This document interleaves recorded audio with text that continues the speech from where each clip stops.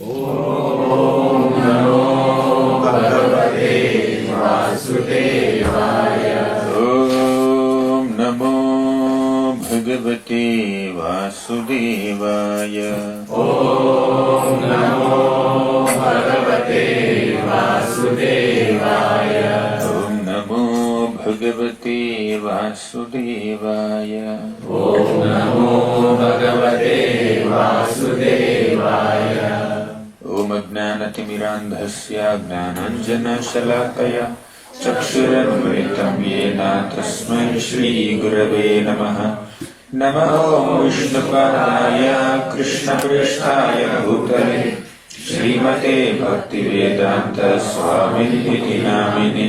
Namaste Saraswati Devi Gauravani Pracharine Nirvishesha Sunyavadi Paschatya Deshatarine.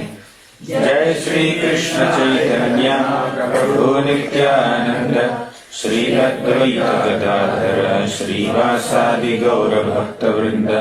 Hare Krishna Krishna Krishna Hare Hare Hare Rama Rama Rama Hare Hare.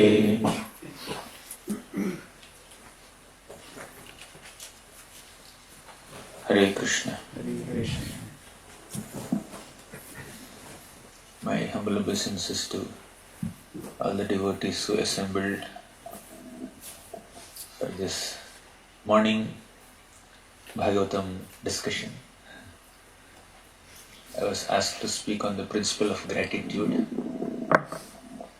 Originally, this quality of gratitude is present in the Supreme Lord Krishna. And that quality of gratitude must be imbibed by all the living entities who are ultimately parts of Krishna, who are ultimately amshas of Krishna. Krishna is supremely spiritual, and as his amshas, we are also spiritual. And Krishna is supremely grateful. As his amshas, we also need to be grateful. We are grateful. Sometimes our quality of gratitude may be covered because of ignorance, because of ego, and many other material considerations. But it's our responsibility to cultivate this quality of gratitude as a part of Bhakti. Why Krishna is grateful? There is a beautiful shloka spoken by Uddhava in the Uddhava Gita. It's just before Uddhava Gita actually. In the 11th canto of Srimad Bhagavatam, 7th chapter somewhere, this beautiful shloka comes. Tasmad bhavantam anavadya banantaparam sarvagnamishwaram vikuntha dhishnyam nirvinnadhi ahamuhe vrijhinabhitapto narayanam narasakham sharanam prapadye. Tasmad bhavantam anavadya banantaparam. Very sweet shloka. Uddhava is glorifying Krishna. Very beautiful prayer. Tasmad bhavantam anavadyam. Oh Lord, you are anavadyam. Means you have no flaws in your character. You are faultless. You are perfect. Anantaparam means you are unlimited. No one can surpass you in your qualities or in your opulences or in your vibhutis. Tasmad bhavantam anavadyam anantaparam. Hare Krishna. Sarvagnam. Sarvagna means you know everything. You're omniscient. There is nothing in the entire creation that is unknown to Krishna. Sarvagnam Ishwaram Akuntha Vikuntha Dhishnyam. You are Ishvara, the supreme controller. Akuntha Vikuntha Dhishnyam. The shloka speaks so many things, very beautiful things, but we will not elaborate on all those things. But the main point for our discussion today in the current context of gratitude is Sarvagna. Sarvagna means one who knows everything. Acharyas explain this word Sarvagna in this shloka in a very, very enchanting manner. Because Krishna is Sarvagna, he is Kritagna. Sarvagna means he knows everything. Therefore he becomes Kritagna, means he is grateful. We should know what services other devotees have done. We should know, we should be aware of the contributions or support that people have given us. Then we can be grateful. So, instead of feeling so overwhelmed or preoccupied or obsessed or infatuated with our own thoughts and emotions and feelings and activities, let us observe how other people are contributing to our spiritual lives and be grateful for it. Krishna is Sarvagna means he remembers every single seva that we have done. Even if you offer little patram or pushpam to Krishna, 10 lifetimes back, or 10 yugas back, or in the previous creation, or previous kalpa of Brahma, still Krishna remembers it eternally. Tulasidala matrena jalasya chulukena va vikrinite swamatmanam bhaktebhyo bhaktavatsalaham. Just when you offer a tulasi leaf, tulasidala matrena jalasya chulukena va, offer little water to Krishna. Krishna feels that this devotee has purchased me for the proper price of, for the proper payment of tulsi leaf and water. Krishna feels sold out to such a devotee. He is grateful. Krishna is extremely grateful for little water. Doesn't he have water? In the 7th chapter Bhagavad Gita, Krishna said, Bhumirapo na lovayuh khammano buddhirevacha ahankara iti yambe bhinnaha prakritirasthata. Bhumi, Jala, Agni, all these things came from Krishna. Water came from Krishna, and you took that water which came from the Lord and offered it back to him. 1 cup. Not that you are offering entire Pacific Ocean. 1 little cup of water, 1 spoon of water, 1 achaman, one spoon of water you are offering. Krishna feels so grateful. My God, this devotee has offered me water. Flower. Krishna said in the Bhagavad Gita, Punyo gandha prithivyam cha tejas chasmi vibhavasau. Punyo gandha prithivyam cha. Natural fragrance of earth element comes from Krishna. Earth came from Krishna. The earth's quality of fragrance came from Krishna, and the fragrance came into the different flowers, and you pluck one flower in the creation and offer it to Krishna. Krishna becomes so grateful for it. You offer a little tulsi leaf to Krishna, Krishna becomes so grateful for it. He is aware. Sarvagna means he knows everything. Means he knows every single service we have done. He knows every single thought that has crossed our minds. Right? Positive or negative. And especially because he is very kind and liberal, he ignores our negative thoughts and he focuses on our positive thoughts. He ignores whatever is unfavorable in our attitude and he accepts whatever is favorable. Just like Putana came to kill Krishna. Putana offered milk to Krishna. But that's poisonous milk. Not pure milk. Poisonous intention and poisonous ingredient. Right? Intention is poisonous and even the content and intent, both are poisonous. But Krishna thought, she offered me milk. She came to kill you. Forget it. She offered me milk. She came in the attire of a mother. She is a Rakshasi. Forget it. She came in the form of a mother, and as soon as I saw Putana, I remembered Rohini Mata. When Putana just entered the room of Krishna, 6 days old baby lying on a cradle, and he saw Putana. For a moment he thought, oh, Rohini Mata came. Rohini Mata came. My mother came.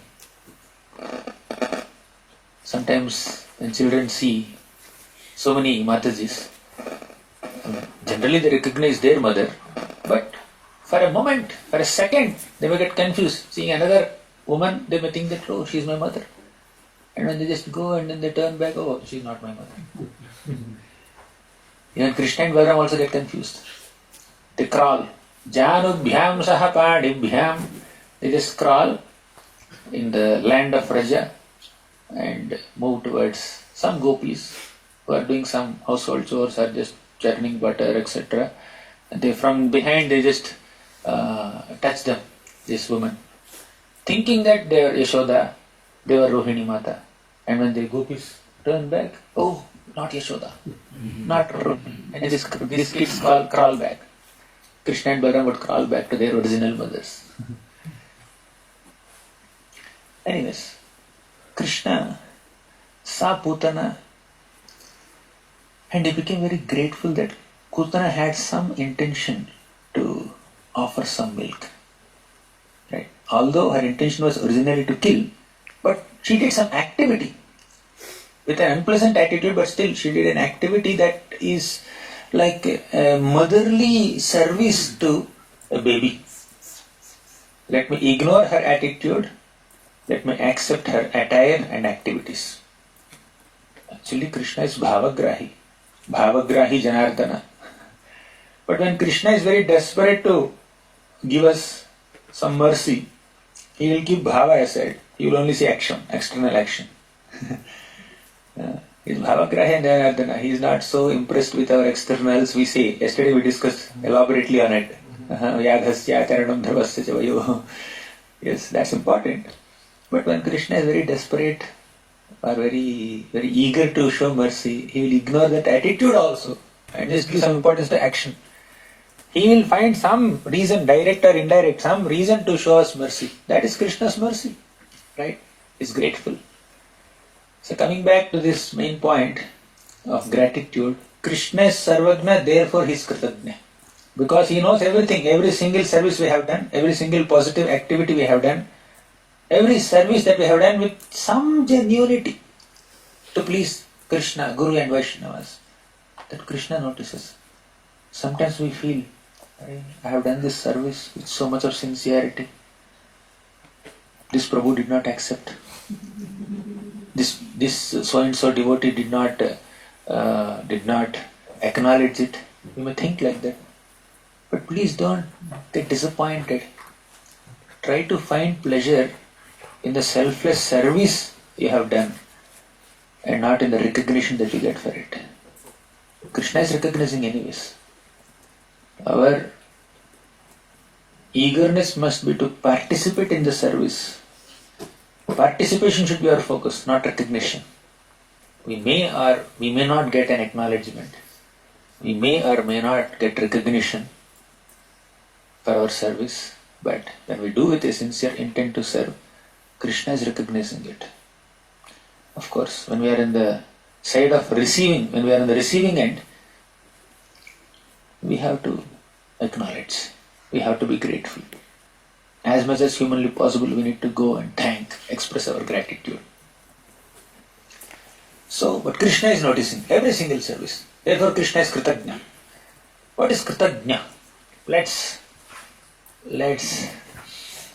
analyze this word, Kritagnata. Yesterday we were analyzing the word responsibility, right? Response plus ability. The ability to respond to a situation appropriately is a responsibility. You know what taking responsibility of devotees mean?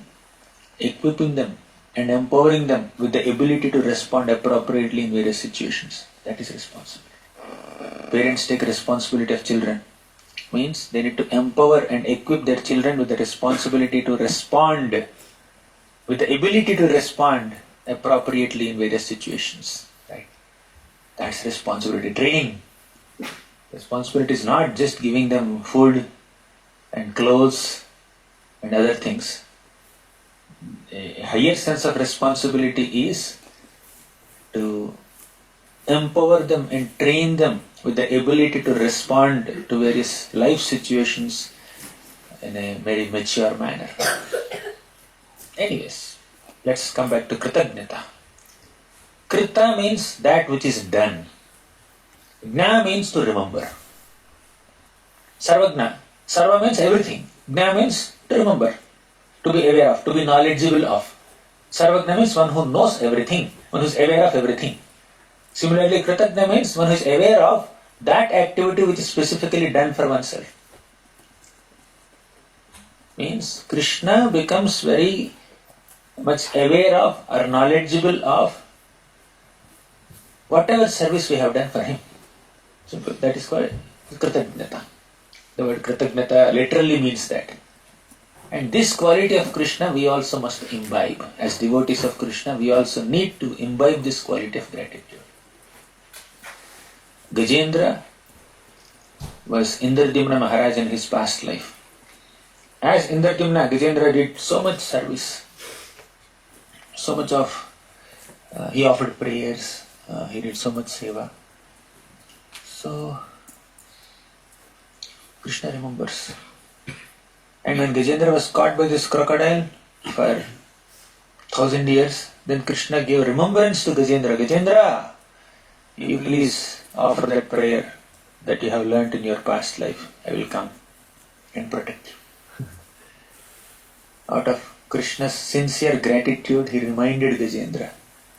You know how gratitude is expressed?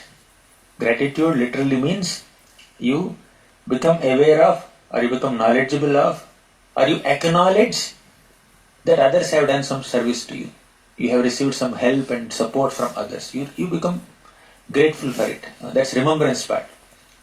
But gratitude should not be and need not be restricted to an emotion only. It can come to expression and action.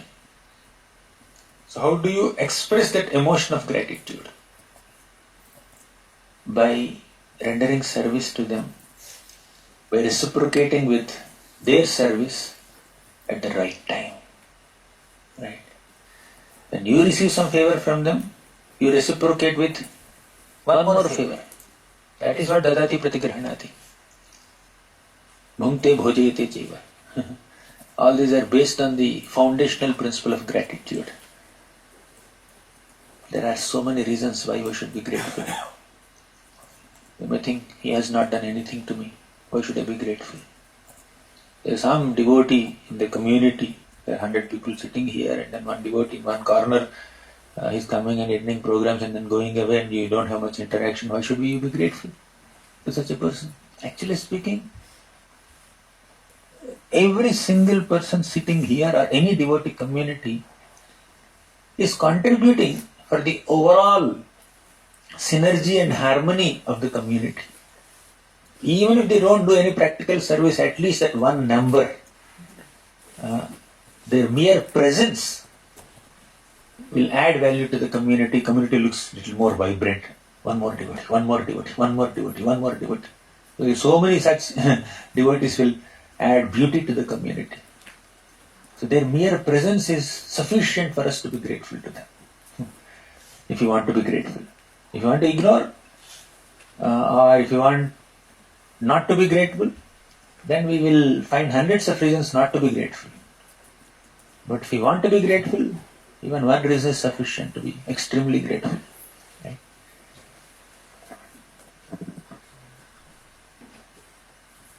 Many times when we receive some help from others, we become grateful. But the extent of our gratitude often depends on the extent of service we have received, the extent of help we have received. When I am very thirsty and you give me some water, when I am very hungry, you feed me some food, or when I have some sickness, you give me some medicine. When I need some emotional support, I am sad for some reason, you come and pacify me, console me, speak some kind words and encouraging words, then I become grateful because I am in need of that. Whether it is physical support or emotional support or financial support, I need some help and you offered me at that right time and I become grateful. But why should Krishna become grateful? Does he need financial support from us? Does he need physical support from us? Does he need emotional support from us? Does he need anything from anyone in the entire creation? Everything in the creation manifested from him. We should be grateful to him. Krishna need not be grateful to anybody, technically speaking. But he is grateful to everybody. Bhaktebhyo bhaktavatsala. So he is so grateful to everybody, even for a small service of offering a cup of water or a few leaves, tulsi leaves at his lotus feet. That is Krishna's gratitude. So he's exemplifying this quality of gratitude and teaching all of us that you need to be grateful even for the slightest favors that you receive. Don't say that I'll be grateful to so and so person only if he does a major help to me. Major or minor?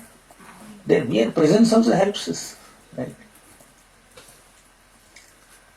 Mother Earth can tolerate the burden of any big mountains, huge and deep rivers, or oceans, or many other heavyweight objects are there in this world. Mother Earth can tolerate all that burden, but Mother Earth has no capacity to tolerate the burden of an ungrateful person.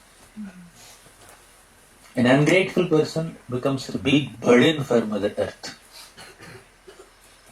So we have to be grateful. Gratitude is a basic human virtue. What to speak of a devotee, even a human being also should be grateful for whatever he has received.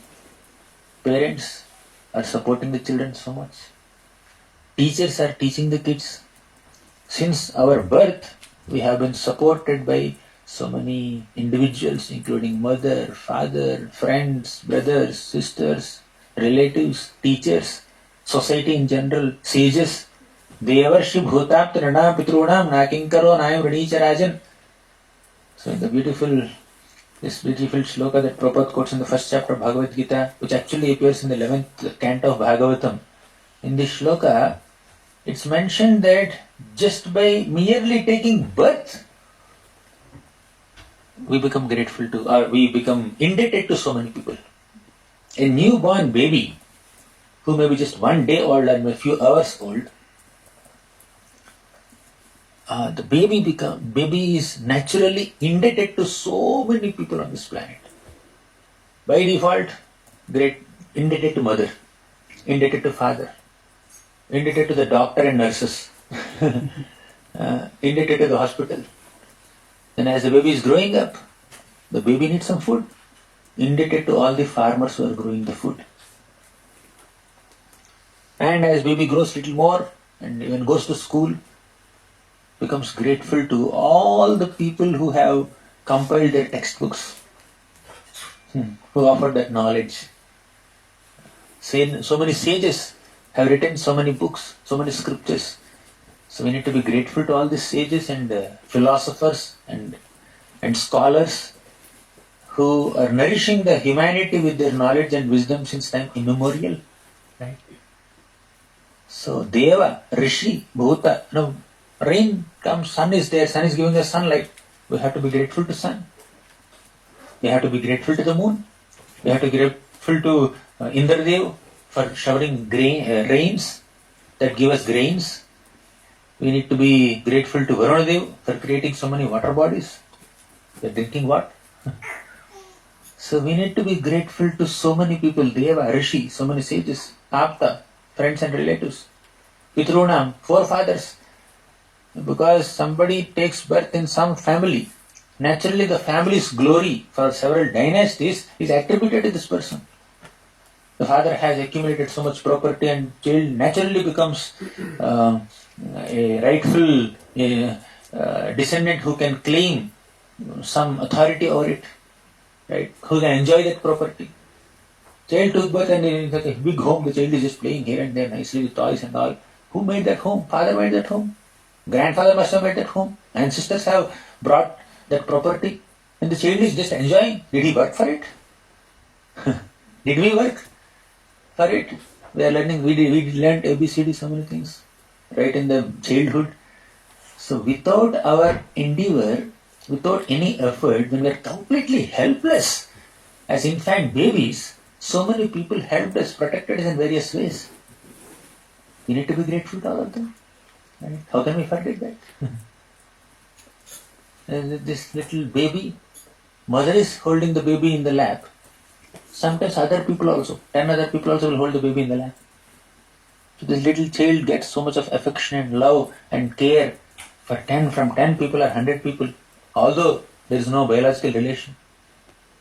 The child has to be grateful to all of them. So thus we are indebted to everybody around us, directly or indirectly. in a big way or a small way, we are indebted to so many people. And a grateful person naturally becomes respectful to everyone around them. An arrogant person feels that, yes, whatever I have and whatever I am, it's because of me, my efforts, my endeavors.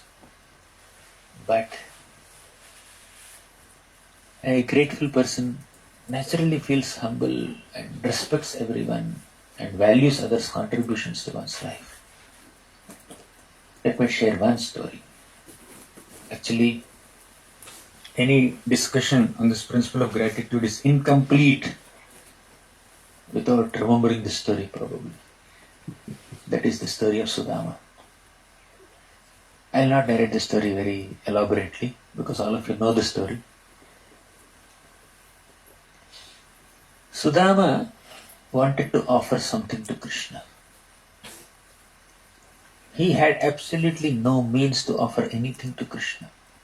But still, his wife went and begged some flat rice from neighboring homes, and Sudama just managed to carry that little flat rice, 4 handfuls of flat rice to Krishna, and Krishna became so grateful for that flat rice, as if he doesn't have anything. He just took that one morsel of flat rice, and Krishna felt so grateful for that. He said that, he thought that, I cannot repay Sudama for what he has offered me. Generally, when somebody does some help, you reciprocate with another help. That's kind of clearing the debt or expressing your gratitude. But Krishna felt that I cannot sufficiently express my gratitude to Sudama. I don't have that ability. Why? Because what he has offered to me is so valuable that I don't have anything else to offer in return that matches his offering. What Sudama has given me is more valuable than anything that I have in my possession. He has given me 4 handfuls of flat rice. He gave me something which he cannot afford. Although he does not have the ability to offer me anything, he had an intention, he had a desire to offer me something. I am very grateful for that desire. I feel I am incapable of reciprocating with that sincere intent of Sudama to offer me something. What Sudama offered me was beyond his capacity. So to sufficiently reciprocate with his service, I also need to offer something to him which is beyond my capacity. Is there anything beyond Krishna's capacity? Means Krishna can never express his gratitude sufficiently to Sudama. Krishna felt like that. I cannot sufficiently reciprocate with Sudama's offering. I don't have that ability. He went beyond his capacity to offer me something. Therefore, to sufficiently reciprocate with his offering, I need to go beyond my capacity. Is there anything beyond Krishna's capacity? So Krishna has no capacity to go beyond his capacity to offer Sudama something. So he felt very ashamed. He felt very humbled. Sudama's flat rice humbled Krishna. Krishna felt, oh, I cannot give him anything. At one point, Krishna humbled Bali Maharaj, long ago. Bali Maharaj had this pride. What was that pride? I am a great charitable person. Whoever comes to me will get whatever he or she wants. I don't deny anything. Whatever they ask, I will just offer. So Bali Maharaj had that slight tinge of pride, not so much pride, but little bit of pride that is a very charitable person. Then one little boy came, Vamanadev, Brahmana boy. He said, all I want is just 3 steps of land, nothing more. Bali Maharaj said, hey, you ask more. He said, no, 3 steps is sufficient. Then Bali Maharaj said, okay, fine, I'll give. And he offered. And Vamanadev occupied the entire universe within 2 steps and said, where is the 3rd step? So Bali Maharaj was little proud of his charitable disposition, and the Lord came in the form of little Brahmana boy, Vamana, and proved that Bali Maharaj cannot even offer 3 steps of land in charity. You are feeling so proud of your charitable disposition, you can't even offer 3 steps of land also. What kind of charitable person you are? I occupied your entire property in 2 steps. Where is the 3rd step?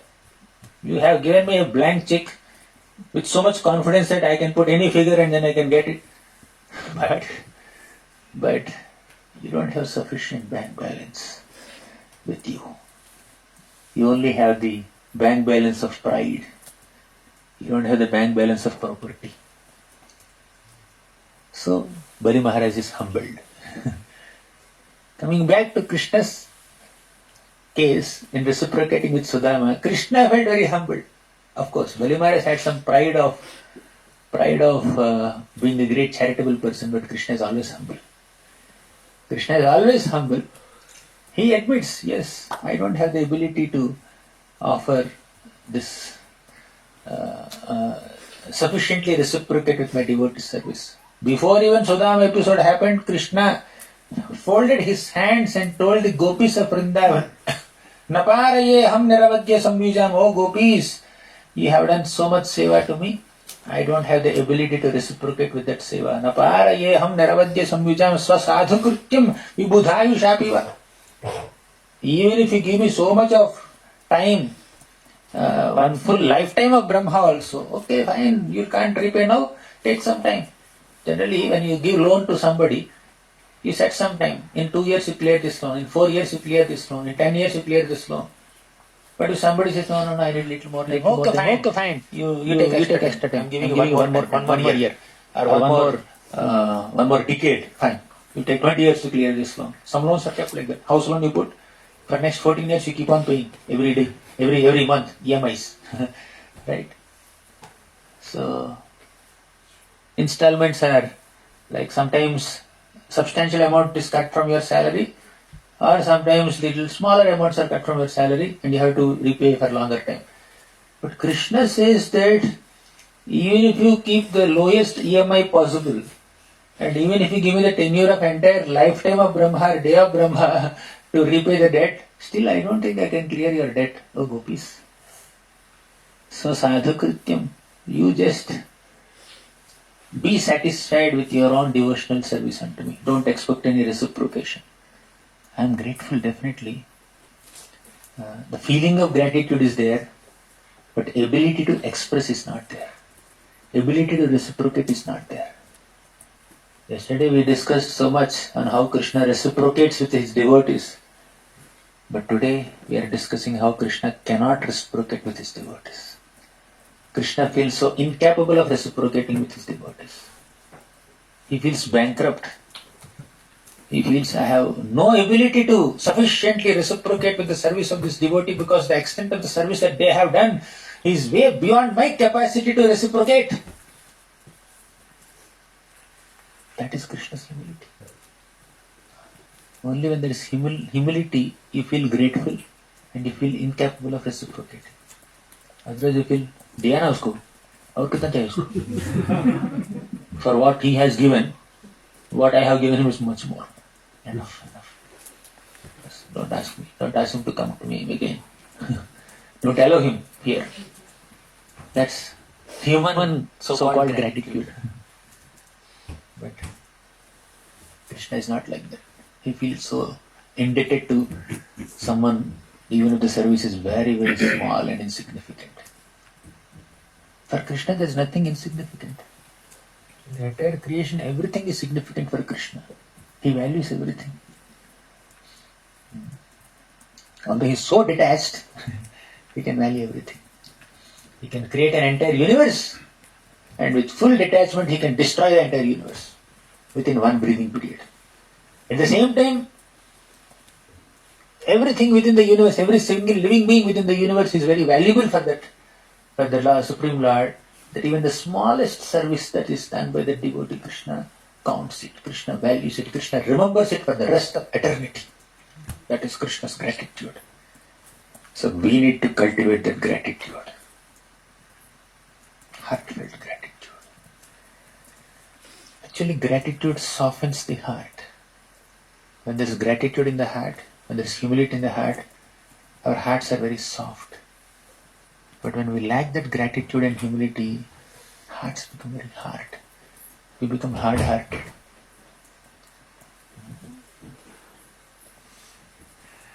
Dhruva Maharaj, let's talk about devotees' gratitude now. We talked so much about Krishna's gratitude. Let's talk about devotees' gratitude.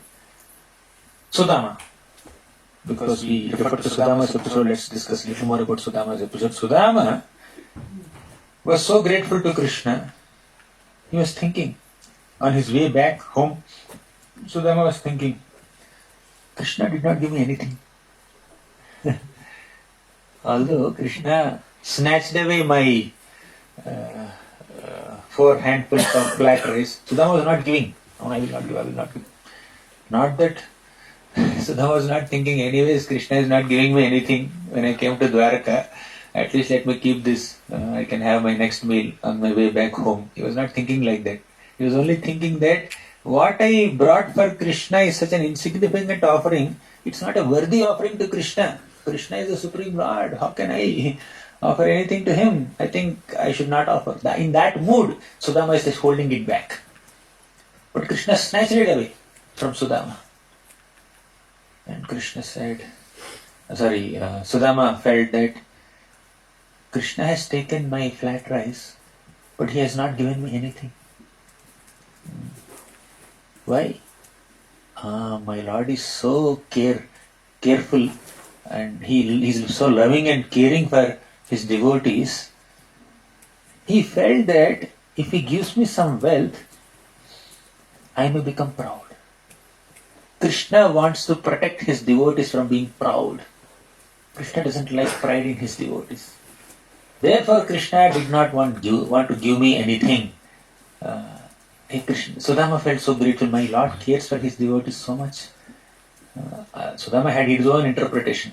Krishna, out of his humility, he thought that I cannot sufficiently reciprocate with Sudama's offering. Sudama, out of his humility, is thinking that Krishna did not give me anything because if he gives me something, I will become proud of my prosperity. Let me be poverty-stricken only. But the problem with Sudama is he was proud of his poverty. He was thinking that I may become proud of my prosperity, therefore Krishna did not give me prosperity, but actually he was proud of his poverty. So Krishna gave him prosperity and humbled him. That's another perspective. But here, see Sudama's positive attitude here. Although Sudama's pride is very, very small, not so much like Duryodhana or Karna or anything. Very, very small pride, slight pride, because he was little attached to his detachment. So Krishna said, oh, you are so detached, take this money. Take this Indra's palace. Palace as opulent as Indra, and become humble. And after getting the palace also, Sudama was not attached to the palace. He was sitting in the palace and doing Sravanam and Kirtanam only. And now that he's not popular as a poverty-stricken person, he's wealthy. So that attachment is gone, that the reputation is gone, he's humbled. So that's one perspective. But here, Sudama, on his way back home, he was thinking, Kvaham daridraha papiyan pakrishna sriniketanah brahmavandhur idismaham bahubhyam parirambhitah. Kvaham daridraha papiyan, I am a daridra, I am a poverty-stricken brahmana. Papi, I am also very sinful. Well, Krishna sriniketanah, where is Krishna? He is the husband of the goddess of fortune. Brahmavandhur idismaham. Although I am a Brahma Bandhu, I am an unqualified Brahmana. Bahubhyam parirambhitaha. Krishna embraced me as if I am his elder brother Balaram. He is grateful for that embrace. Sudama was not even expecting some darshan of Krishna also. Some private meeting of Krishna Sudama was not expecting. He was thinking that, okay, I will reach Dwaraka, maybe I will not be allowed by anyone, by the doorkeepers. Doorkeepers may not allow me, but it's okay. Even if I get to see Krishna from a distance, that is sufficient for me. Sudama was thinking like that. One important facet of gratitude is to not have undue and unreasonable expectations. One who has unreasonable expectations cannot be grateful. One who has no expectations can be grateful even for the smallest favor that one receives. So, we need to adjust our expectations.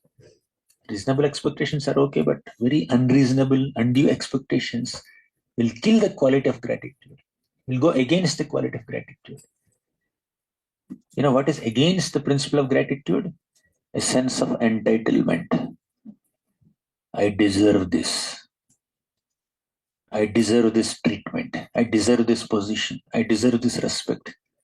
I deserve this privilege. So that thought kills our gratitude. Sudama never thought that I deserve some private audience with Krishna. He went to Dwarka thinking that I may not even be allowed inside any palace, but Krishna just gave him a red carpet welcome and made him sit on his personal couch and started washing Sudama's feet with tears in his eyes. Can you just imagine the extent of reciprocation Krishna gave? And despite doing all that, Krishna was thinking that I have not sufficiently reciprocated with Sudama's offering. That is Krishna's humility. Humility and gratitude are inseparable. You cannot separate humility and gratitude.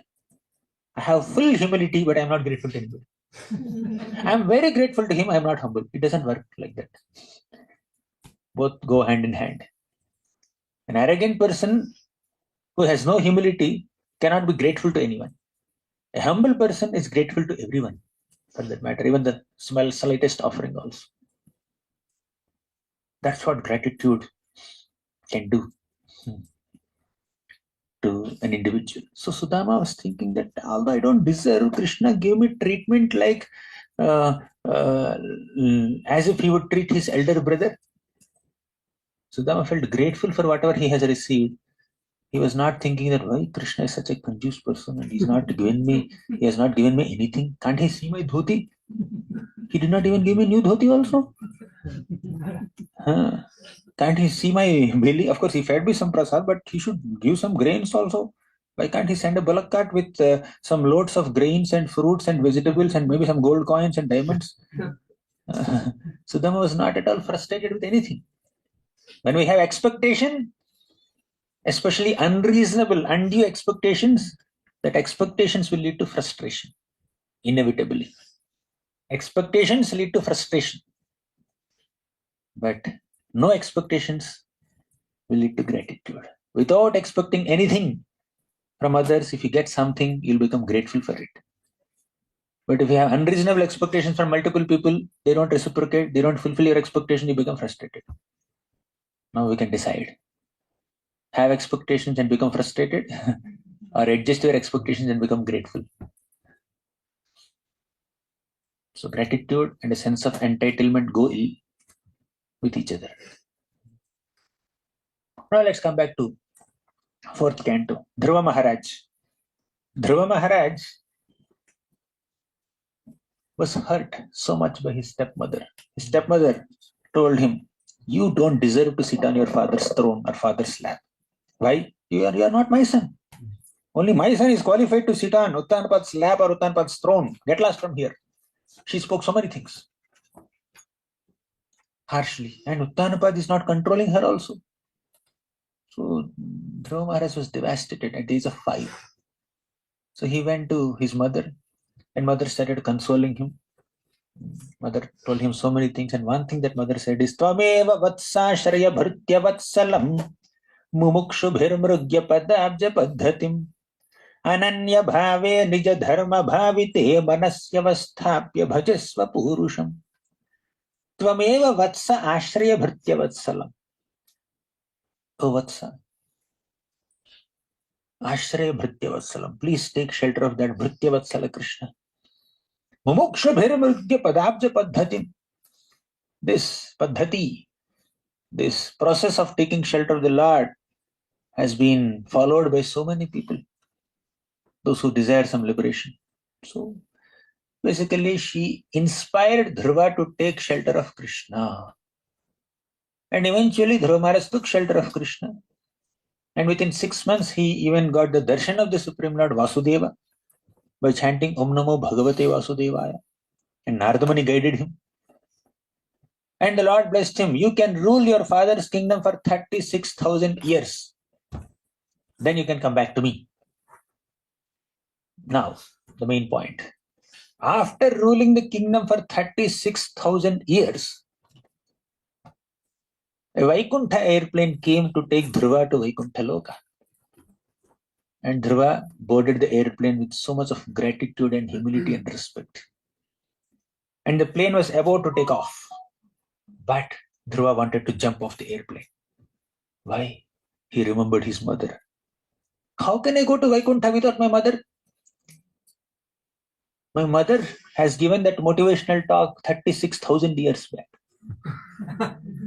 We forget what happened 36 hours back or 36 minutes back also. But he remembered one 5-minute or 10-minute motivational talk that Mother Suniti has given to Dhruva 36,000 years back. How much time it's required to pacify the child? It's not pacified, but basically whatever Suniti Mata spoke to Dhruva, that can be spoken in 5 minutes or 10 minutes or maybe half an hour or 1 hour or whatever it is. But that few moments that Mother Suniti had spent with Dhruva were a life-changing experience for Dhruva. His life took a turning point. He became a pure devotee. The greatest or the best way of living life is to act as an instrument of Krishna's compassion. So finally, Dhruva Maharaj became very, very grateful to Mother Suniti, and noticing his grateful feelings and his concern for his mother, Nanda and Sunanda, the Vishnu Dutas who came to take Dhruva to Vaikuntha Loka, they told him, Dhruva, don't worry about your mother. See your mother. She's going to Vaikuntha in another airplane. Now you both can proceed to Vaikuntha, don't worry. And what the feelings that Dhruva had towards his mother were not material attachment. Sometimes people in this world may be attached to their mothers or fathers or brothers or sisters or wives or husbands or sons or daughters or friends out of bodily attachment. Even while dying, they will think of them. But here, Dhruva is leaving this world and is thinking of his mother. It's not material attachment. It's purely spiritual. Because his mother guided Dhruva in spiritual life. And Dhruva's gratitude towards mother is on a spiritual plane, not on a material plane. When somebody helps us physically, we become grateful to them. That's physical gratitude. When I need some medicines when I'm sick, when somebody gives me medicines, yes, I'm grateful because he served my body. He supported my body. Or when I'm little down for whatever reason and somebody consoled me, pacified me, encouraged me, I become grateful to them. That's like gratitude on the platform of mind or emotions. But when somebody brought me closer to Krishna by inspiring me in bhakti, that is gratitude on the spiritual plane. We can be grateful to people on physical plane, mental plane, and spiritual plane. So physically or emotionally, you may get support from them. You should be grateful to them, no doubt. But highest level of gratitude is executed on a spiritual plane. And Dhruva Maharaj's gratitude to Mother Suniti is on a spiritual plane, not just an emotional plane, not just on a physical plane. And Suniti Mata, she's also going back to Godhead. Of course, she herself is a pure Vaishnavi, no doubt. On top of it, she made another Vaishnava, that is Dhruva. So Prabhupada, out of his humility, he says that maybe by the strength of one of my disciples or followers, by the strength of their devotion, I may also go back to Godhead. Just as by the strength of Dhruva's devotion, Suniti Mata is going back to Godhead. Although Suniti herself is a Vaishnavi, but she never went to the forest. She never stood on one leg. She never fasted for 3 days, 9 days, 12 days, breathing only air once in 12 days. Dhruva did that kind of severe austerity. She never did all that. Alone in the forest, without any fear. But still, she went back to Godhead. Austerity is not important. Right? But when somebody does sincere bhakti and they are grateful to those who have guided them in that bhakti. And those people who are giving guidance to these people, although they themselves are not so elevated, when these people take bhakti very seriously and they become qualified to go back to Godhead, by their grateful feelings, this person who guided them also will go back to Godhead.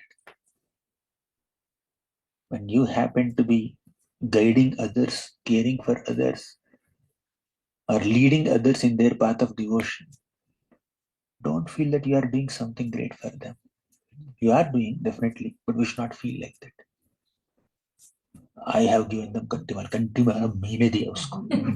Right? Without me giving Kantimala, he is just drowning in Maya. He is the best friend of Maya. Or he always considered Maya his best friend. I pulled him out of Maya. When we feel like that, Krishna will get disgusted with our attitude. When we think we have brought somebody to bhakti, Krishna feels, what have you done? I am the Paramatma in their hearts. We are giving class. I am making them value their statements, and your statements are coming from me. So when you are preaching to somebody, it's a communication happening between the Paramatma and that person whom you are preaching to, and you are just a voice box or a speaker. That's what we need to consider. But when you're hearing class, you don't consider like that. You consider the speaker not as you are an instrument of Krishna's compassion. You have no role to play. Move aside. Me and Krishna, you should not come in. That's what spiritual life is. Right? When you're a recipient of some favor from some Vaishnava, you should feel very grateful to that Vaishnava and think that this Vaishnava is my connection with Krishna. Without this Vaishnava, I cannot go to Krishna. That should be your feeling. But when you happen to help somebody in their spiritual life, you should not think that he should be grateful to me and should do this for me, and I am the one who connected him to Krishna. We should not feel like that. We should feel Krishna is doing that for them. I am just a humble servant. Although I am not qualified, Krishna is using me. I am so fallen. Krishna is using me to help these devotees. Okay, Krishna, thank you. If you engage me in this service, I'm very grateful to perform this service. That should be our attitude when you happen to help someone in bhakti. This is what Vaishnava principles are. You may not find them very logical. By using material logic, you cannot understand this principle. Simple. It doesn't make any sense. It doesn't make logical sense. Person A help person B in some spiritual life, right? And person B has to be grateful to person A. It seems logical. Fine. But person A should not expect gratitude. That is spiritual logic. Second, this person should consider him as an empowered representative of the Lord, but he should not consider himself like that. That also doesn't mean I am an empowered representative of Krishna. I am the Pratinidhi of Krishna. I have come here to deliver all these people. We should not think like that if you happen to play that role. Right? Actually, you should be humbled to be in that position, and when somebody says like that, also we should be humbled. See, Prabhupada, out of his deep humility, he says, oh, somehow, you read Prabhupada's comments at the end of Chaitanya Charitamrita. He says that I don't have great devotion and I am not a great scholar. Bhakti Vedanta Swami is saying that I don't have bhakti, I don't know Vedanta. In short, I am not a great scholar, I don't have great devotion. Whatever credit is there for my translation work, that credit goes to my spiritual master Bhakti Siddhanta Saraswati Thakur. And credit also goes to my American disciples who helped me in editing these books and publishing these books and printing these books and distributing these books. So Prabhupada has given all the credit to his guru and his disciples. He is considering as a mere instrument. And now in this purport of the fourth canto, he says, by the strength of the devotion of one of my disciples, I may also go back to Godhead. This is the humility of a Vaishnava. Prabhupada, being such an exemplary Vaishnava, is writing like this. For thousands of years, these purports will be studied. And we need to imbibe this principle of gratitude, this principle of humility from Bhaktivedanta purports. Right? And Prabhupada is not just writing in a very poetic way. Okay, it's a very good way to put it. No. He actually feels, he means what he's writing. He's actually very humble in writing like that. You see. And if we are not grateful, if we feel very proud of whatever we are doing, if we are not grateful for whatever we are receiving, how can Krishna be pleased with us? He may be kind and compassionate, but Krishna's actual pleasure lies in our genuinity of feeling, genuinity of consciousness. When we are genuinely humble, genuinely grateful, genuinely feel ourselves not qualified to do anything, but still doing many things in Krishna's service. That's what makes Krishna happy. We are doing so many services not because we are qualified, but we are convinced that although I am not qualified, Krishna's mercy is greater than my disqualifications. Krishna's mercy is greater than all my qualifications and disqualifications. He is mercifully giving me an opportunity to do this service. That's how we should feel. That's a reality, not that feeling. That's a reality. Not that we have to imagine like that. It's fact. You don't need to imagine anything. It's a fact.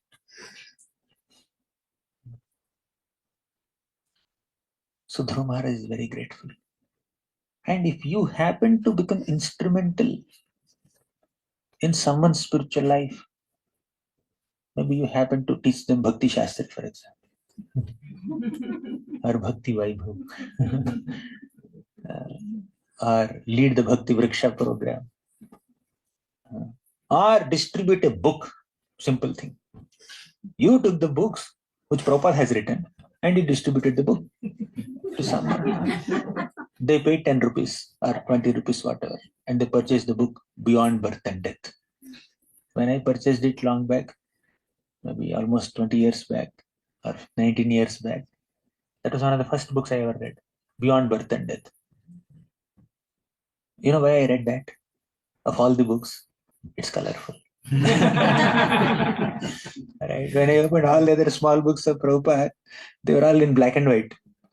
But when I opened this one, Beyond Birth and Death, I found so many colorful illustrations also, and colors are there. 20 rupees only, that book.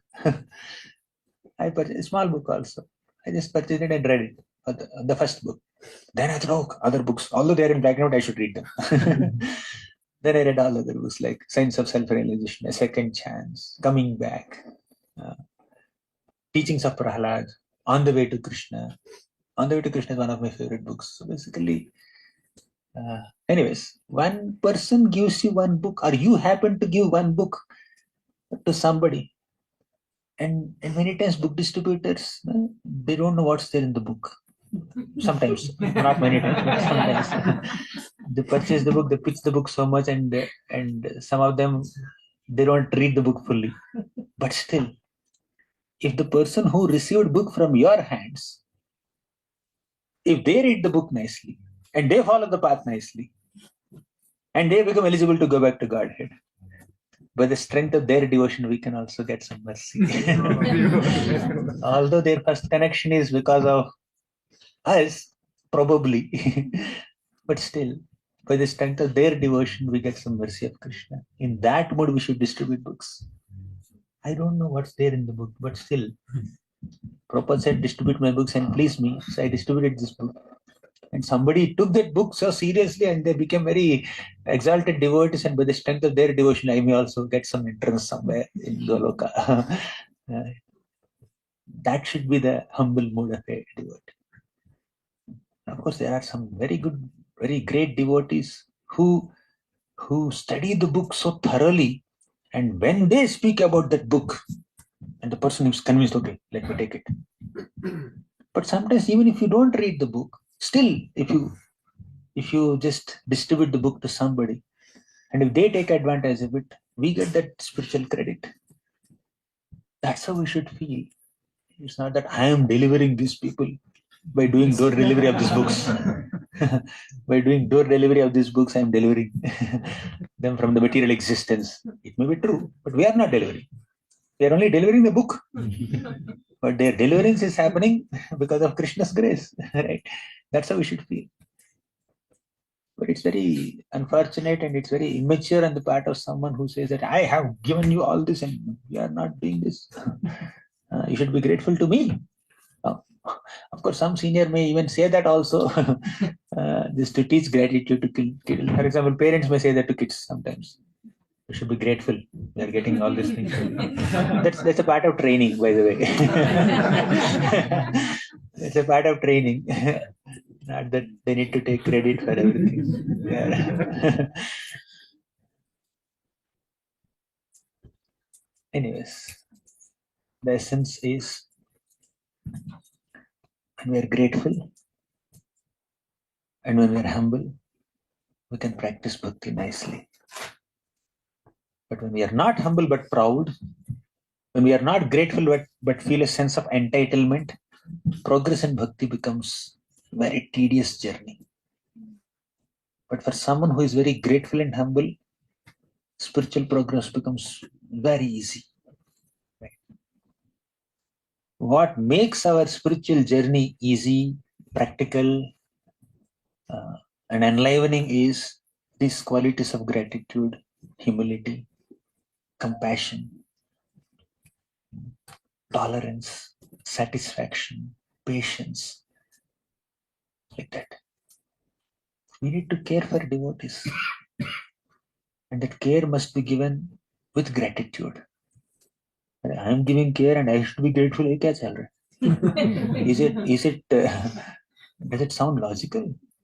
Does it make any sense? It makes a lot of sense. By Krishna's grace, by the grace of Parampara, we received this valuable opportunity to care for other devotees. Many people in this world, they are caring for their bosses, some other materialistic people, something else. Yeah, care is there throughout the world.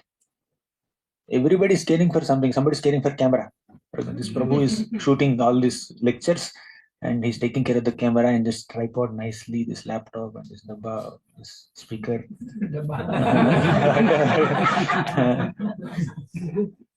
So, but there are so many people who are also taking more meticulous care of their gadgets and shooting what? Unmentionable reels. Right? Have you seen sometimes when you scroll, you feel very disgusted seeing some video. How can somebody shoot like that? Just for popularity, some likes, some shares, some comments. Right?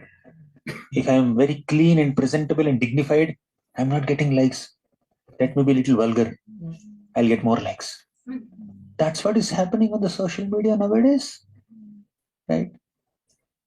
So people are using the same, they're caring for their gadgets or iPhones or the tripods and all this and using all of them for unmentionable purposes. But we are caring for all this equipment to serve Krishna, to spread Krishna consciousness. So we need to be grateful to get this opportunity to care for whether people or objects. We are caring for many things. Only to utilize them in Krishna's service, only to connect them in Krishna's service. We need to be grateful for that opportunity. Krishna has kept these people under my care. Krishna kept these objects under my care. Krishna kept this place under my care. Krishna kept this project under my care. And as long as I am the caretaker, let me take care of them very nicely, gratefully. I'm grateful for this opportunity to care for these Vaishnavas, care for this paraphernalia of Krishna. And when the right time comes, when someone is more capable of caring for them in a much, much better way, let me transfer that responsibility to care for these things in Krishna's service and let me just take care of my sadhana. Right? So even while taking care of others, You need to do it with gratitude. When we receive some service from others, naturally we are grateful to them. Supposed to be grateful to them at least. You served me so much, I'm very grateful to you. But a higher principle of gratitude is to get an opportunity to serve others. When you receive service from others, being grateful is like at one level. But when you get to serve them and you are grateful for the opportunity to serve them, that's on a higher level. So whenever we are serving a community of Vaishnavas, we should be happy and grateful for that opportunity. So prasadam serving, there are 5 items or 10 items, and you are serving. Devotees are coming and then you are serving. The person who brought a plate and received that 1 spoon of rice or 1 chapati or 1 gulab jamun from you, they should say thank you out of gratitude. Yeah, you are thanking me. No. You should thank them. If you happen to be on the serving side, you should thank them. Thank you for allowing me to serve you. That's why. Shall I serve? Shall I serve? Say right. You are serving. So thank you for allowing me to serve you. That's more gratitude. You are serving and they are grateful. But actually, you need to be grateful to serve them. That's a higher principle of gratitude. Being grateful for receiving service from others is at one level, but being grateful to render service to others is on a higher level. And all of us, in the purest state of consciousness, must look forward to serve other devotees and be grateful to receive that opportunity to serve the devotees. Whether it is by leading or by following, gratitude is mandatory. For example, in Srimad Bhagavatam, Vidura is very grateful. To whom? To Maitreya Muni. For what? Because Maitreya Muni was teaching Bhagavatam to Vidura.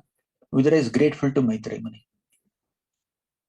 However, Maitreya Muni says, Vidura, I am extremely grateful to you because you are hearing Bhagavatam.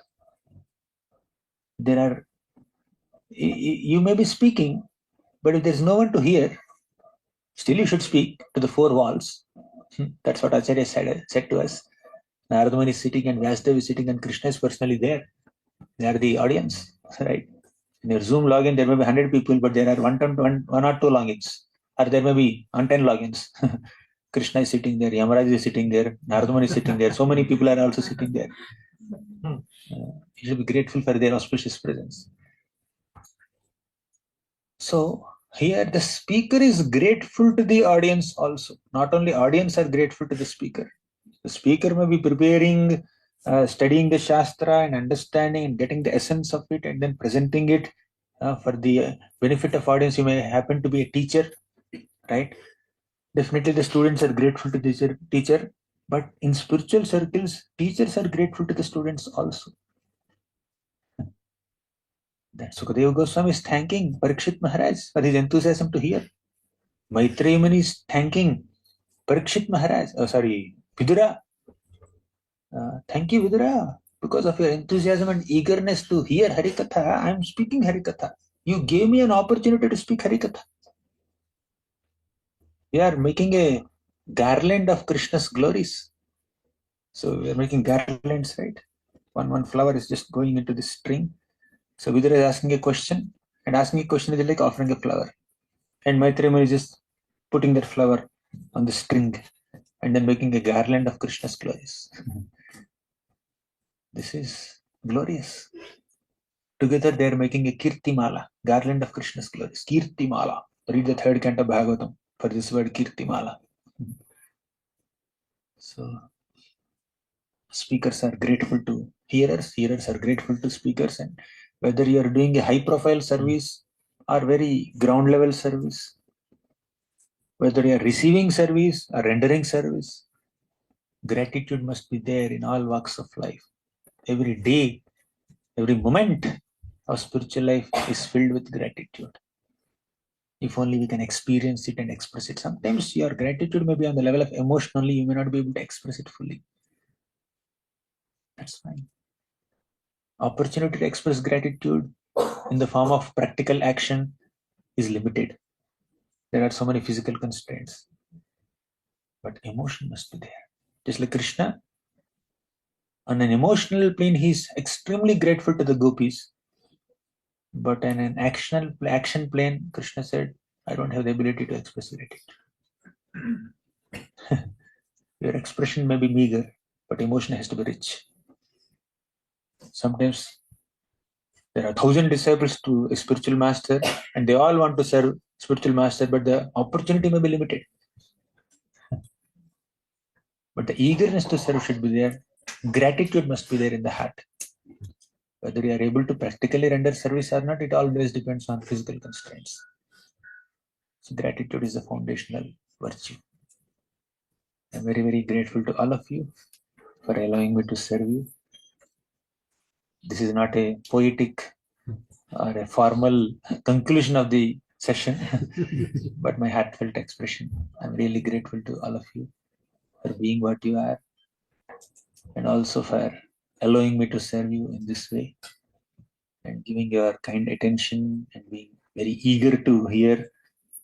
That gives me an opportunity to glorify Krishna. Otherwise, maybe I would have done something else. but last 1 hour or 1.5 hours I've spent remembering Krishna, remembering Krishna's devotees, all because you wanted me to speak on this principle of gratitude. Thank you very much. Granthara Srimad Bhagavatam ki jai, Srila Prabhupada ki jai.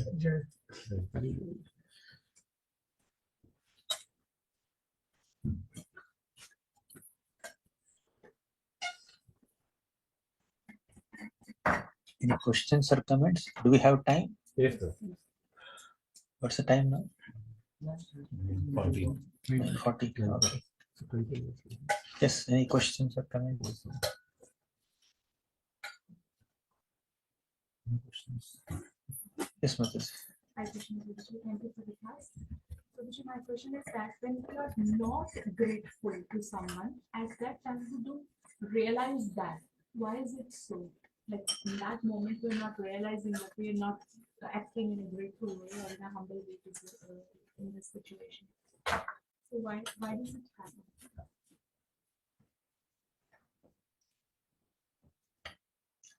It can happen because of multiple reasons, but all reasons can be summarized into one reason: because of Maya. Maya induces in us a feeling of self-sufficiency. I can manage things on my own. I don't need to be grateful to anybody. Hari Samraj is very.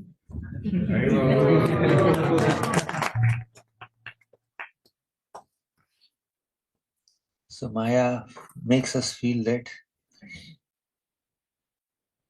you don't need to be grateful to anybody. Or even if you are grateful, Maya makes you feel that, why are you grateful to him? Kya kiya usne? What has he done for your life? It's all because of your efforts, your enthusiasm, your eagerness, your determination that you have come to this level in bhakti. They have not done anything. Don't give unnecessary credit to them. Oh, really? Correct. I'm in Maya, therefore I'm grateful to these people. Let me come out of Maya. We think like that. By thinking so, we enter Maya. Right? So these are some subtle ways in which Maya attacks us. So I can suggest 2 practical solutions to cultivate, to maintain this feeling of gratitude.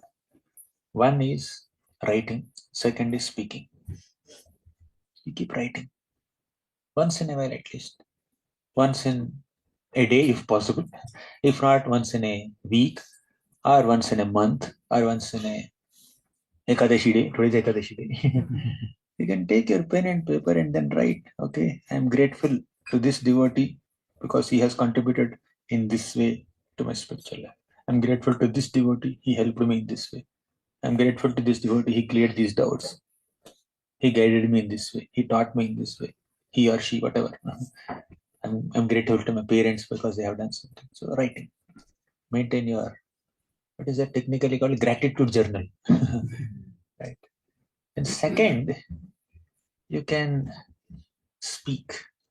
You can express your gratitude either directly to the devotee in the form of an email, or express your gratitude towards one devotee in front of another devotee. Expressing gratitude directly to the devotees on one level, but behind their back, instead of gossiping about them, expressing gratitude towards them to others, that's even more better. Right? You are grateful to this devotee, and you're expressing your gratitude to that devotee in front of this devotee. That devotee helped me so much. Because of him only I'm here. I have seen that in several communities. In some communities, I have seen some devotees come to me and they speak profusely good things, positive things about either some devotee in that same community or some senior devotee or some leader. Because of him, I did like this. That's very good. Recently, I went to Dubai. I stayed in the home of an elderly couple. They are like my parents. Actually, little elder to my parents also. And I have seen several devotees in that community. I spent almost 10 days in Dubai. Several devotees in that community told me that this devotee, this elderly couple, they are like my parents. They took care of me in this way. They helped me in this way. And many devotees keep coming to their home, and this this elderly couple, they treat them like their children or grandchildren, and they have that close connection, close bonding with each other. They feel that is their home only. They give corrections, and the corrections are received with so much of gratitude and not offense. So, expressing gratitude behind their back also is very good. Instead of gossiping or speaking their faults behind their back, speak their glories behind their back. So that we can remember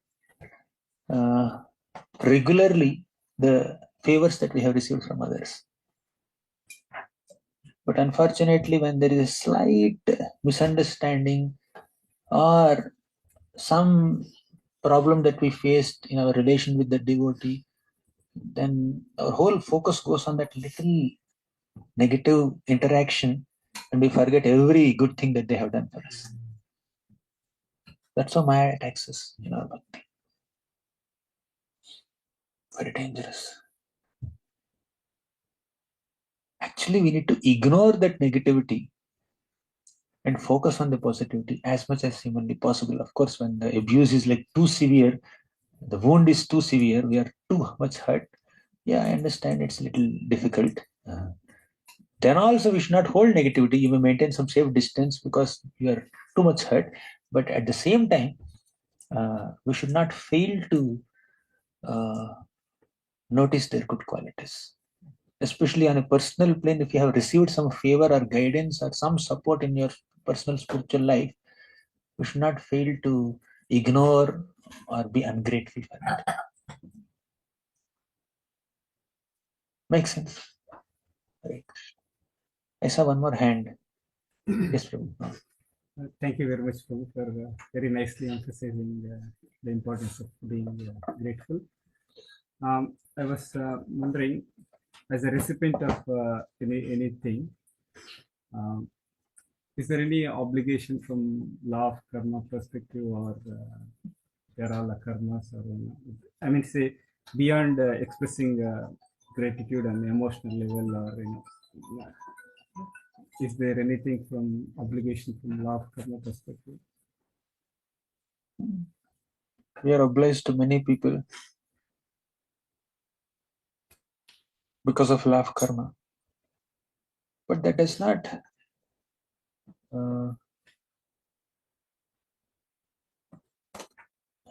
abandon the need to be grateful. So, how are we utilizing that understanding of law of karma? That's important.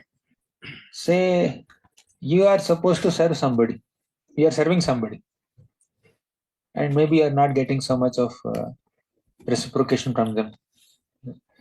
मेरा कर्मा है इसलिए इसके नीचे आ गया मैं. Right? He's extracting so much of activity for me because of my karma in the past life. That's one way of looking at it. But a more positive and enlivening and spiritual way of looking at it is, it's okay. Because of my karma, I'm getting purified. I'm grateful to this devotee for exhausting my karma. Right? So we can, that understanding of karma can make us feel negative or even positive. I didn't understand what exactly is you're trying to say. How are you connecting karma and kritagnata? As a recipient of any service, I can express my gratitude, emotionally. Recipient of service means recipient of getting an opportunity to serve, or recipient of being served. Being served, okay. Somebody drops me somewhere, or somebody gets me some okay, prasad or something. Like that. So if I'll definitely generally say thank you and all those things. Another way of looking at it is karma. In my past life, I dropped him somewhere. This time he dropped me here. I'm asking from reaction perspective, not justification perspective. Yeah, if I don't reciprocate on a material platform or so if he's getting dropped somewhere, okay, so he has received some benefit. So does he have to actually drop that person somewhere to reciprocate with him in that manner as well, or just by saying thank you or whatever is? Oh yeah, thank you sufficient. Is that the question? Exactly, is that the question? Prabhuji understood your heart.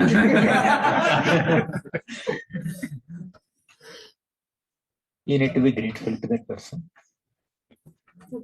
If you get an opportunity in future, you can also reciprocate with that service that you have received by serving him back as much as humanly possible. And as I said sometime back, that emotion of gratitude must be there, but whether you get an opportunity to express that gratitude in an actionable way or not, it depends on so many constraints. Right? If he's a devotee in your own community, you can always drop him back tomorrow. You can even take him on a long drive also. Right? By dropping 10 minutes drive or 10 20 minutes drive, you can take him on an airplane somewhere else also. Up to you. You have regular interaction. But for example, if you received some service from some stranger, okay, let me share one experience. Recently, when I was coming to the airport, I had to visit one devotee doctor on the way.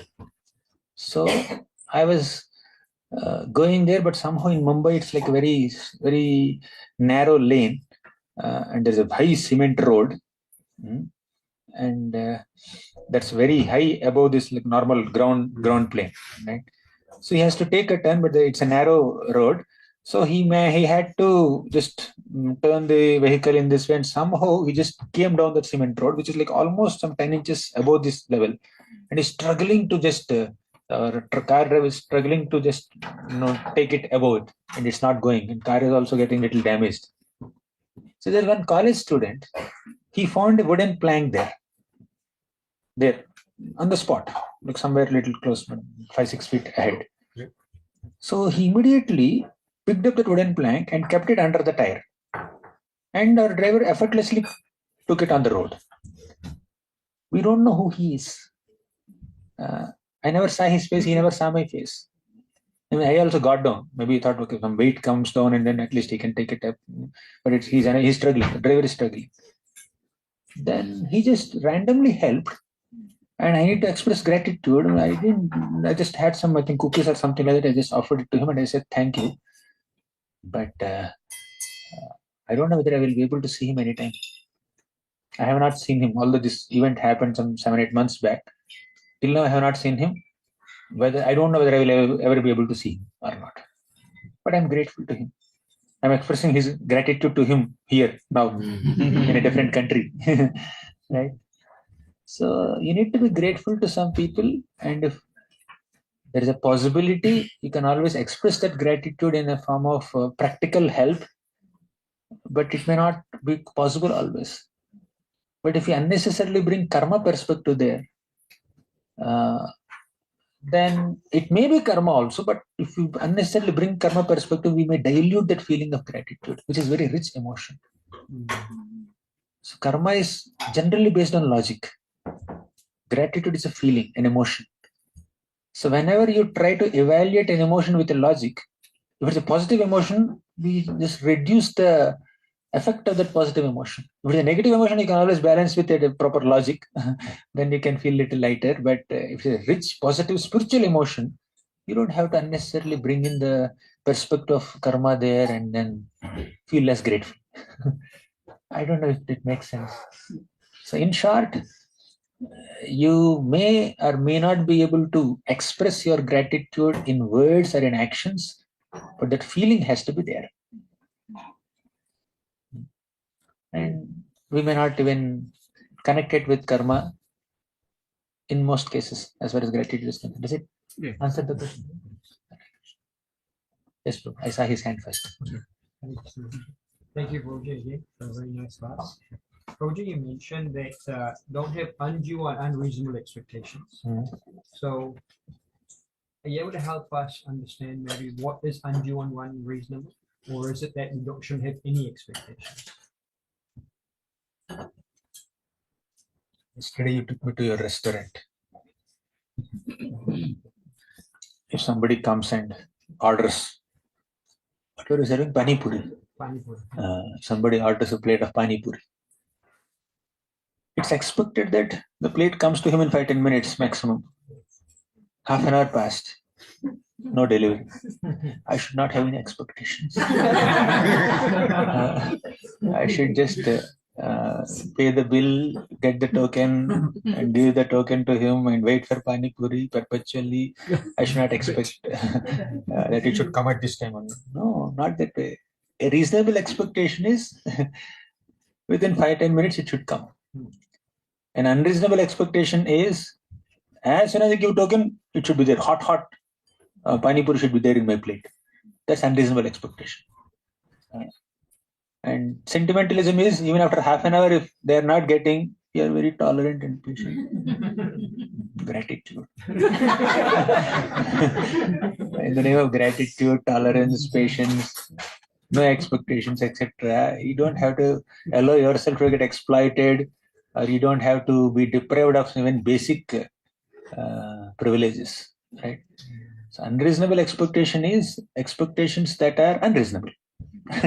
Means expectations that are very, very high, unnecessary, and even compromise on your basic ethics. So that's unreasonable, but reasonable expectations are fine. Does it make sense? Does it answer your question? You have anything specific example to ask in specific case without taking any names?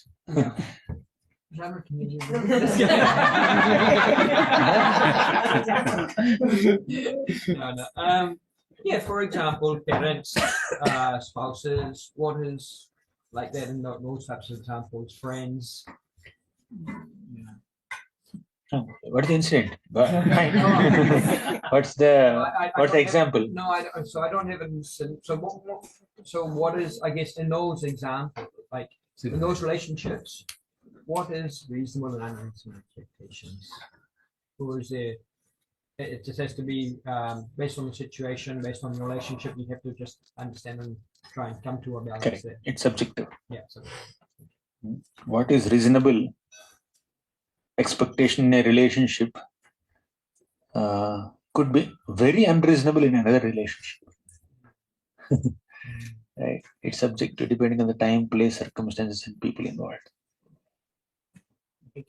Yes, you had yes. Yes, Ravi. I'm thinking, should I ask or not? But because it's extension to what Prabhuji asked, But you towards the end you said karma is more logic and gratitude is more a feeling. But just that extension, Prabhuji, say for if we receive a service and then if we actually show gratitude, would it actually become an akarma? That means we don't we are free from karmic bondage.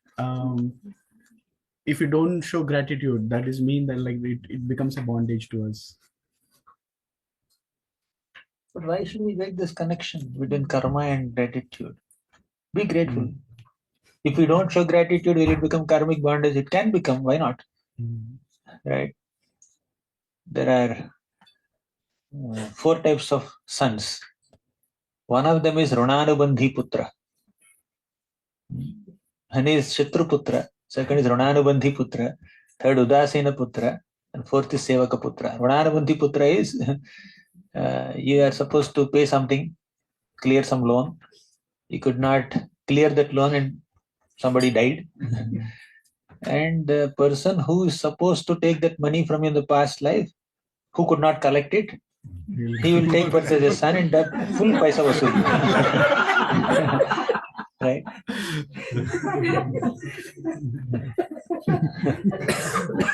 That is Rananavandhi. But let's not bring spiritual gratitude down to the level of this karmic reactions and all. I think this discussion is little unreasonable. We are in a very divine consciousness of Krishna's gratitude, devotee's gratitude, and karma.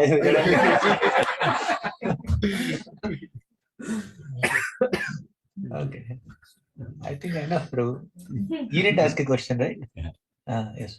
You also didn't ask a question. Mother, you asked once. Thank you for the very enlightening lecture on gratitude, Prabhuji. Just one simple question is there any I have 3 more classes. So I'm just...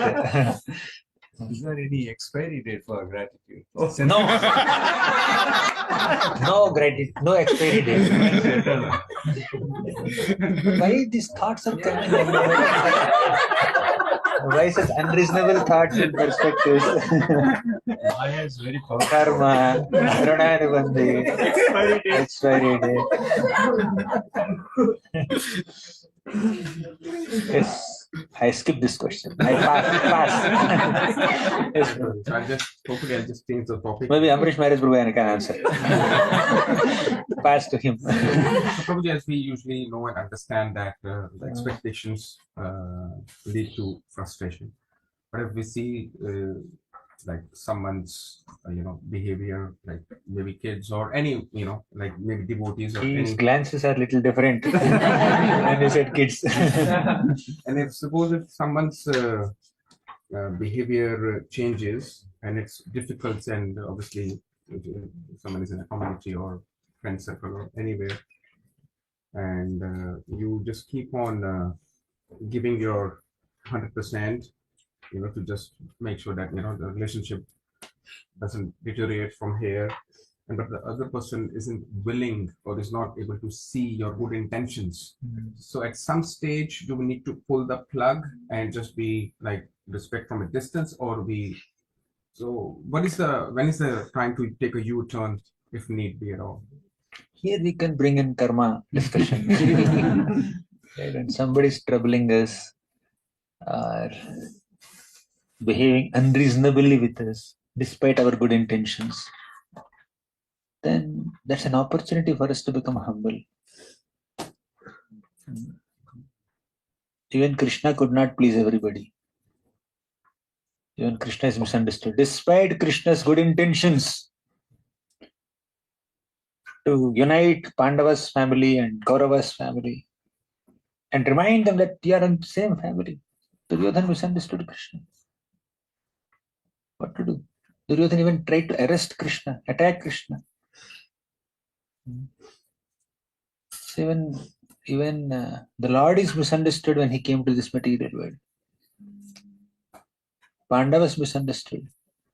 Pandavas were misunderstood by their own brothers or cousins. Bharat Maharaj, our Lord Ramachandra's brother Bharat, he was misunderstood by his own mother, Kaikeyi. Kaikeyi thought that if I give kingdom to my son Bharat, he will be very happy. If I remove Ram from his life, then he'll be very happy. Bharat said, how can you feel that? as a mother, you have not understood me. As a mother, you are supposed to understand what am I expecting, but you have completely failed to understand. How can I be happy to see Lord Ramachandra living in the forest, and how can I sit on the throne of Lord Ramachandra in his absence? How could you even imagine that that can give me any grain of happiness? Right? So despite being misunderstood by so many people, and after that, Bharat was misunderstood by Vasishta Muni, Kaushalya Devi, Lakshman, Guha, all the Ayodhyavasis, Dasharatha Maharaj. Dasharatha Maharaj said, this Bharat is not qualified to perform my funeral rites. I reject him as my son. So one devotee, completely innocent devotee, who did not have even an iota of negative intention towards anybody, is being misunderstood by everybody. Practically, entire kingdom was misunderstood. So if we are feeling bad that one devotee did not understand your good intentions, we need to understand that our problem is insignificant compared to what Bharat faced, compared to what many other great souls, and compared to what Krishna and Ram also faced. Right. So that's an opportunity for us to become humble and realize that this material world is like this only. It's meant to make us humble. Become humble and wait for the devotee. You cannot demand that, oh, I have good intentions. Why is he misunderstanding? Samjho na? Why are you not accepting my good intentions? I have done a mistake in the past, but I said sorry, right? Sorry, bola na. Should I fall at your feet? These are common dialogues. Come. Should I touch your feet? I'll touch your feet. They create an emotional scene there. Right?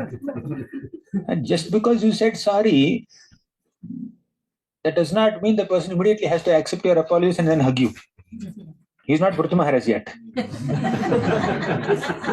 Right? Indra said sorry, Dhruva Maharaj embraced him. Don't worry. But everybody is not Dhruva Maharaj around us. And also depends on how much we have hurt them. So let's not demand certain response from others. Let's accommodate their response. Especially when there is a mistake on our part. Although there is zero mistake on Bharat's part, still he was misunderstood by everybody. Bharat never rejected anybody. He only spoke little harshly in front of Kaikeyi because she is the one who created so much big scene. But he did not speak harshly in front of anybody. So he took that same Ayodhyavasis who misunderstood him thoroughly and went to the forest to request to beg Lord Ramachandra to come back to Ayodhya. Although in Vaishnava association we are misunderstood by Vaishnavas only, we should still take shelter of that Vaishnavas and serve the Lord. Ayodhyavasis are Vaishnavas, Bharat is a Vaishnava, and these Ayodhyavasis misunderstood this Vaishnava, Bharat. Did Bharat reject the Vaishnava Sangha? No.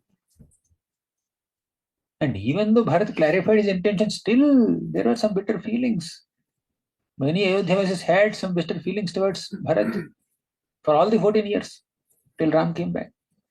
Whatever may be the reason, because of him, Ram is not with us. 14 years of separation. Bharat tolerated all that. Was there any mistake on his part? Compared to his pain, what is our pain? Is it pain at all? It's unreasonable to say that we are undergoing some pain. Right? If you compare it, your pain with others, of course. We have an ability to tolerate pain, and he had a very great ability to tolerate pain. But to develop that tolerance, we can compare yourself with him. That's a good way to cultivate that tolerance. Okay. I think we'll conclude here. Thank you very much. Granthara Srimad Bhagavatam ki jai, Srila Prabhupada ki jai.